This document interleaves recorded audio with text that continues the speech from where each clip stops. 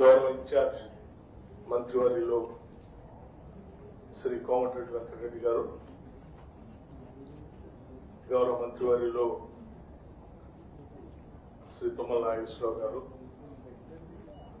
గౌరవ మంత్రివర్యులు శ్రీ ఉత్తమ్ కుమార్ రెడ్డి గారు, గౌరవ మంత్రివర్యులు శ్రీ పొంగిలేటి శ్రీనివాసరెడ్డి గారు, గౌరవ పార్లమెంట్ సభ్యులు మాజీ కేంద్ర మంత్రివర్యులు శ్రీ బలరాం నాయక్ గారు, గౌరవ పార్లమెంట్ సభ్యులు రఘురామరెడ్డి గారు, గౌరవ శాసనసభ్యులు రామదాస్ నాయక్ గారు, గౌరవ శాసనసభ్యులు కోనంనేని సాంబశివరావు గారు, గౌరవ శాసనసభ్యులు జాలే ఆదినారాయణ గారు, గౌరవ శాసనసభ్యులు కోరం కనకయ్య గారు, గౌరవ శాసనసభ్యులు పాయం వెంకటేశ్వర్లు గారు, గౌరవ శాసనసభ్యులు డాక్టర్ వెంకట్రావు గారు, గౌరవ శాసనసభ్యురాలు డాక్టర్ రాగమయ్య గారు, అట్లాగే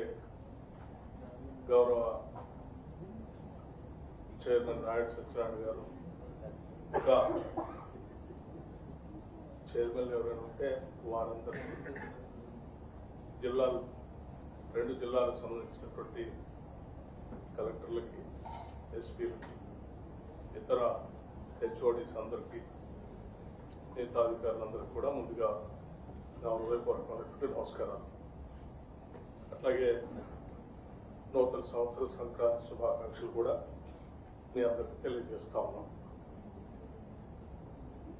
పండగ సందర్భంగా హాలిడేస్ ఉన్నప్పటికీ కూడా ప్రభుత్వం ప్రతిష్టాత్మకంగా తీసుకున్నటువంటి పథకాలను అమలు చేయాలనేటువంటి ఆలోచనతో ఈ ప్రభుత్వం తీసుకున్న నిర్ణయాన్ని అమలు చేయడం కోసం ఈరోజు మీరందరూ ఇక్కడికి వచ్చేందుకు అభినందనలు తెలియజేస్తూ, అట్లాగే ఈ ప్రభుత్వం మన గౌరవ మంత్రివర్యులందరూ చెప్పినట్టుగా, శాసనసభ్యులందరూ చెప్పినట్టుగా దేశంలో ఎక్కడ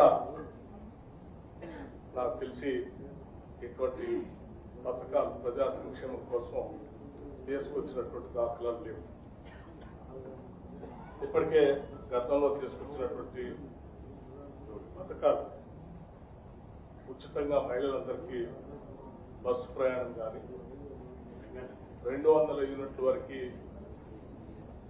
ఉచిత కరెంట్ కానీ, 500 రూపాయలకే గ్యాస్ సిలిండర్ ఇచ్చే విధానం కానీ, 10 లక్షల వరకు రాజీవ్ ఆరోగ్యశ్రీని అర్హత కలిగినటువంటి వాళ్ళందరికీ అందించిన విధానం కానీ, young India integrated residential schools అని పెద్ద ఎత్తున ఇంటర్నేషనల్ స్కూల్స్ తో పోటీ పడేటట్టుగా తీసుకొచ్చిన ప్రతిష్టాత్మకమైనటువంటి స్కూల్స్ కానీ, లేకపోతే 10 సంవత్సరాలు పేదలు, బలహీన వర్గాలు, మధ్యతరగతి కుటుంబాలు చదువుకుంటున్నటువంటి రెసిడెన్షియల్ స్కూల్స్ లో 40% గైడ్ ఛార్జెస్ పెంచినటువంటి విధానం కానీ, హాస్పిటల్ ఛార్జెస్ పెంచినటువంటి విధానం కానీ, లేకపోతే ఇప్పటివరకే 2 లక్షల రూపాయల వరకు రుణమాఫీ చేస్తామని చెప్పి దాదాపు 22,000 కోట్ల రూపాయలు రైతుల అకౌంట్లోకి దాఖలు చేసినటువంటి విధానం కానీ, అట్లాగే వరి ధాన్యానికి, సన్న బియ్యానికి, సన్న గుడ్లకి 500 రూపాయలు ఇచ్చేటువంటి బోనస్ కానీ, ఇవన్నీ చారిత్రాత్మకమైనటువంటి నిర్ణయాలు రాష్ట్రానికి సంబంధించినటువంటి కొన్ని వేల కోట్ల రూపాయలతో ముడిపడి ఉన్నటువంటి అంశాలు కూడా. ఆర్థిక భారం చాలా ఇబ్బందిగా ఉన్నప్పటికీ కూడా ఇప్పటికే ఈ పథకాలన్నింటినీ మేము తీసుకొని వచ్చి అమలు చేస్తూ ముందుకు పోతా ఉన్నాం. వాటితో పాటు అదనంగా ఈరోజు 4 అతి ముఖ్యమైనటువంటి కార్యక్రమాలు మళ్ళీ అదనంగా తీసుకొని వాటిని అమలు చేయడం కోసం ఈరోజు రాష్ట్ర వ్యాప్తంగా అన్ని జిల్లాల్లో కూడా ఇటువంటి సమావేశాలు పెట్టుకొని వాటికి సంబంధించిన మార్గదర్శకాలని అందరికీ వివరించి వాటిని స్పష్టంగా అమలు చేయడం కోసం ఏర్పాటు చేసుకున్నటువంటి ఈ సమావేశం యొక్క ముఖ్య ఉద్దేశం రైతు భరోసా, ఇందిరమ్మ ఆత్మీయ భరోసా, రేషన్ కార్డ్స్, ఇందిరమ్మ ఇల్లు, ఇవన్నీ చదువుకోవడానికి 4 పథకాల్లాగే కల్పిస్తాయి. కానీ దాదాపు 45,000 కోట్ల రూపాయల వరకు ఖర్చు పెట్టాల్సిన పథకాలు. స్మాల్ స్కీమ్స్ కాదు, 40 నుంచి 45,000 కోట్ల రూపాయలు. దానికి ఇందిరా మహిళలకు సంబంధించి 22,500 కోట్ల రూపాయలు దాకా అవుతున్నాం. రైతు భరోసాకు సంబంధించి 19,000 కోట్ల రూపాయలు, రెండింటికి కలిపితే 18,000 కోట్ల రూపాయలు. ఇంకా గోయింగ్ ఫార్వర్డ్ 20,000 కోట్లు కూడా. అట్లాగే ఆత్మీయ భరోసాకు సంబంధించి అదో 2,000 కోట్ల రూపాయలు. రేషన్ కార్డ్స్, ఇందిరమ్మ ఇళ్ళు, ఇవన్నీ దాదాపు రైతు భరోసా ఇవన్నీ కలిపితే 40-45 కోట్ల రూపాయల వరకు అదనంగా చేసే అంశాలు కాకుండా అదనంగా రాష్ట్ర ప్రభుత్వం పైన పడేటువంటి ఆర్థిక భారం ఉన్నప్పటికీ కూడా ప్రజలకు ఇచ్చినటువంటి హామీల్ని ప్రజాప్రభుత్వంగా, ఇందిరమ్మ రాజ్యంగా మా బాధ్యతగా భావించి సీరియస్ గా ఈ పథకాలు అమలు చేయడం కోసం ఒక విధానపరమైన నిర్ణయాలు తీసుకొని క్యాబినెట్ లో అప్రూవ్ చేసి కలెక్టర్స్ కాన్ఫరెన్స్ లో ఆల్రెడీ ఇప్పటికీ చెప్పి దానికి సంబంధించిన విధి విధానాలను జిల్లాల్లో కూడా క్షేత్రస్థాయిలో తీసుకొని పోవడం కోసం ఈరోజు కార్యక్రమం ఏర్పాటు చేసుకున్నాం. దీంట్లో మీ అందరికీ నేను స్పష్టంగా చెప్పేది ఏంటంటే ప్రతి స్కీమ్ కి ఎక్కడా అంబిగ్యూటీ లేదు, ఎక్కడ కన్ఫ్యూజన్ కూడా లేదు. స్పష్టంగా వీటన్నిటిపైన డిస్కస్ చేసే జీవోలు ఇష్యూ చేశాం.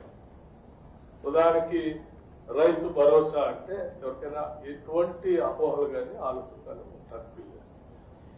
చాలా క్లారిటీతో రాష్ట్ర ప్రభుత్వం వ్యవసాయ యోగ్యమైనటువంటి భూములన్నిటికీ ఎటువంటి షరతులు లేకుండా ఎన్ని ఎకరాలైనా సరే వాటన్నిటికీ రైతు భరోసా సంవత్సరానికి 12,000 లెక్క 6,000 2 దఫాలుగా 6,000 ఇచ్చేదాన్ని క్లియర్ గా మెన్షన్ చేశారు. ఎవరికి అంబిగ్యూటీ ఉండడానికి అవసరం. పట్టాలు ఉన్నటువంటి వాళ్ళకి పట్టాలన్నీ కూడా రెవెన్యూ రికార్డ్స్ లో పొందుపరిచినటువంటి వాళ్ళకి రెవెన్యూ రికార్డ్స్ రెవెన్యూ డిపార్ట్మెంట్ వాళ్ళు ఇచ్చేటువంటి ఆధారంగా వ్యవసాయ శాఖ సెలెక్ట్ చేసి స్పష్టంగా వాళ్ళకి జరుగుతుంది. దీంట్లో ఎక్కడ అంబిగ్యూటీ కానీ ఈవెన్ ఇంక్లూడింగ్ ROFR పట్టాలు పొందినటువంటి వాళ్ళు కూడా ఇస్తారు. దాంట్లో కూడా ఎవరికి అంబిగ్యూటీ లేదు. అట్లాగే ఇందిరమ్మ ఆత్మీయ భరోసా సంబంధించి కూడా ఎక్కడా కన్ఫ్యూజన్ లేదు. స్పష్టంగా Mahatma Gandhi national employment guarantee scheme లో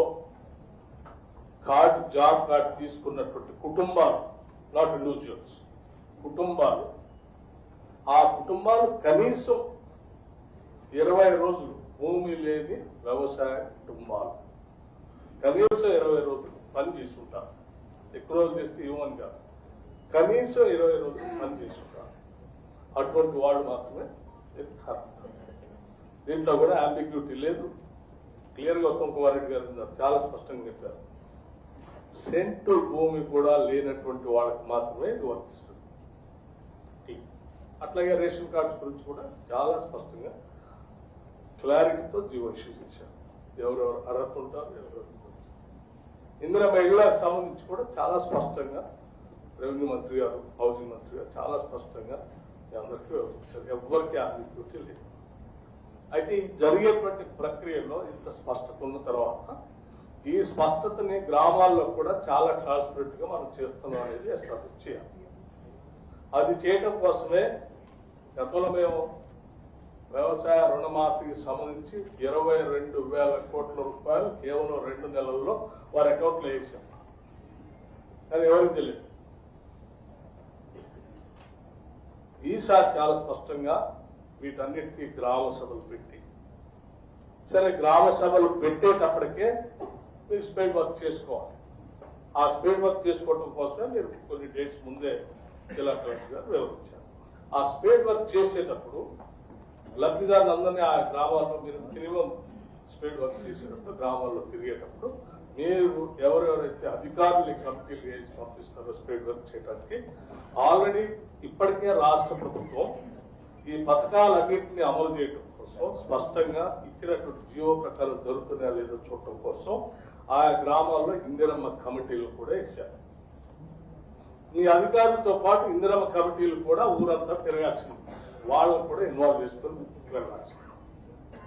ఫైనల్ గా మీ లిస్ట్ యాజ్ పర్ జీవోల ప్రకారం ఫైనల్ అయిన తర్వాత సరే 3 రోజులు గ్రామ సభలు పెడతా అని చెప్తారు. 3 రోజులు గ్రామ సభలు మనం గతంలో క్యాస్ట్ సెన్సస్ సర్వే చేశాం. ఓ మండలాన్ని 3 బ్లాక్లుగా చేసి మండలంలో ఉన్నటువంటి అధికారులందరినీ కూడా 3 టీములుగా వేసి ఆ 3 టీములు ఒక మండలంలో 30 గ్రామాలు ఉంటే ఒక రోజు 10 గ్రామాలు, ఇంకో రోజు 10 గ్రామాలు, ఇంకో రోజు 10 గ్రామాలు, 3 రోజులు 3 గ్రామాలు అయిపోయింది. అంతా అయిపోయిన తర్వాత ఆ 3 గ్రామాలు గ్రామ సభల్లో కూడా అధికారికంగా మీరు డయాస్ ఏర్పాటు చేయాలి, మైక్ పెట్టాలి. ఆ మైక్ తో పాటు మీరు ఎవరైతే అధికారులు వేశారో వాళ్ళతో పాటు ఆ గ్రామంలో ఉన్న ఇందిరమ్మ కమిటీలు కూడా డయాస్ మీద ఉంటారు. క్లియర్? అట్లాగే స్పష్టంగా మీరు ట్రాన్స్పరెంట్ గా ప్రకటిస్తారు.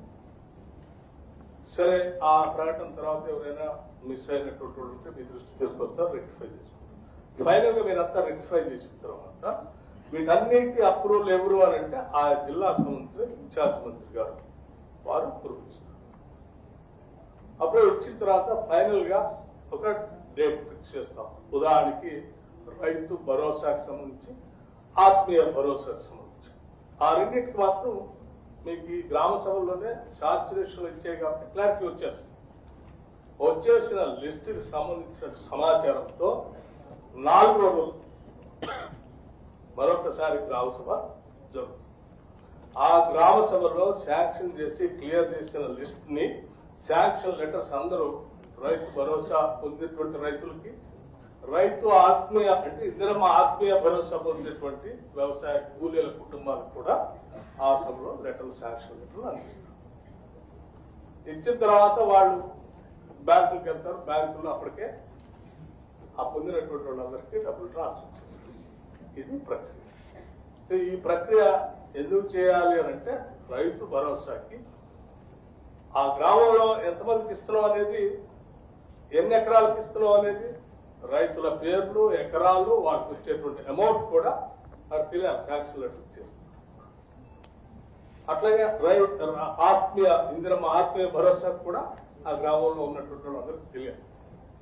వీటితో పాటు అదే రోజు ఇప్పటికే రుణమాఫీ పేరు మీద మనం ఆ గ్రామంలో ఎంతమంది రైతులకి, ఎన్ని ఎకరాలకి రైతు, ఆ రైతుకు ఉన్నటువంటి ఎకరాలు, వారికి మాఫీ అయినటువంటి అమౌంట్, ఈ సమాచారంతో ఆ గ్రామంలో మీరు ఫ్లెక్స్ డిస్ప్లే చేయాలి. వాటితో పాటు రైతు భరోసా అట్లాగే ఇందిరమ్మ ఆత్మీయ భరోసా సంబంధించి కూడా ఆ గ్రామంలో దానికి సంబంధించినటువంటి ఫ్లెక్స్ డిస్ప్లే చేయాలి. మినిమం 3 తగ్గకుండా, కనీసం 3 ఫ్లెక్స్లు తగ్గకుండా ప్రతి గ్రామంలో ఆ సెంటర్స్ లో డిస్ప్లే చేయాలి. ఆ డిస్ప్లే చేసే ఫ్లెక్స్ కూడా రీడబిలిటీ ఉండాలి. ఇట్లా నిలబడితే మనిషి అవి ఆ పేరు అనేది కనపడేంత స్థాయిలో ఉండాలి. ఎక్కడో మీరు పైన ఎత్తున పెట్టి కనపడకుండా ఉంటే ఉపయోగం. ఇది స్పష్టంగా అన్ని గ్రామాల్లో జరగాల్సింది. దీనికి కావాల్సినటువంటి బడ్జెట్ సంబంధించి కూడా ఆల్రెడీ కలెక్టర్స్ అందరి దగ్గర నిధులు పార్క్ చేశాం ఈ సమావేశాలకు సంబంధించి. ఇంకా ఎవరికైనా తక్కువ ఉంటే మీరు వెంటనే లెటర్ రాస్తే అక్కడ నుంచి ఫైనాన్స్ చీఫ్ సెక్రటరీ గారు, స్పెషల్ చీఫ్ సెక్రటరీ గారు మీరు డబ్బులు ఎవరికి ఇబ్బంది. ఇవి మాత్రం చాలా స్పష్టంగా జరగాలని చెప్పడం కోసం ఈరోజు మేము అందరూ ఇక్కడ కూర్చున్నాం. దయచేసి ఈ కార్యక్రమాన్ని యాజ్ ఇట్ గా ఫ్యూచర్ తప్పకుండా చేస్తారని మేము ఆశిస్తా ఉన్నాం. వీటి ద్వారా ఈ సంక్రాంతి పండుగ తెలంగాణ రాష్ట్రంలో ఇన్ని వేల కోట్ల రూపాయలతో ప్రజలకు అందించేటువంటి కార్యక్రమం పెద్ద ఎత్తున జరుగుతుంది. కాబట్టి ఈ సంక్రాంతి పండుగ కూడా తెలంగాణ రాష్ట్రానికి సంరక్షించవచ్చు ఒక గొప్ప పండుగలాగా, ఈ రాష్ట్రం ఏర్పడిన తర్వాత మిగిలిపోయేటువంటి పండుగలాగా ఉంటుంది. ఆ పండుగలాగా జరిగేట్టుగా చూడవలసింది మీ అందరికీ నేను విజ్ఞప్తి చేస్తూ, ఎవరికైనా కలెక్టర్స్ కి ఎవరికైనా డౌట్స్ ఉంటే మరొకసారి చెప్తా ఉన్నాం.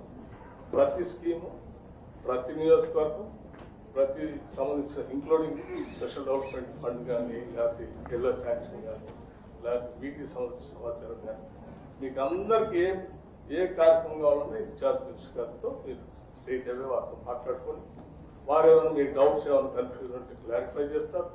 వారు ఏదైనా మాతో మాట్లాడాలంటే క్లారిఫై చేసుకోవాలంటే కూడా మాతో మాట్లాడుతుంది కూడా మీకు చెప్తాను. But it is as per the system it is fully incharge minister గారి ద్వారా ఇవన్నీ జరుగుతుంది. ఎనీ ఇన్ఛార్జ్ మినిస్టర్ ఎవరు ఇన్ఛార్జ్ మినిస్టర్ గా ఉంటే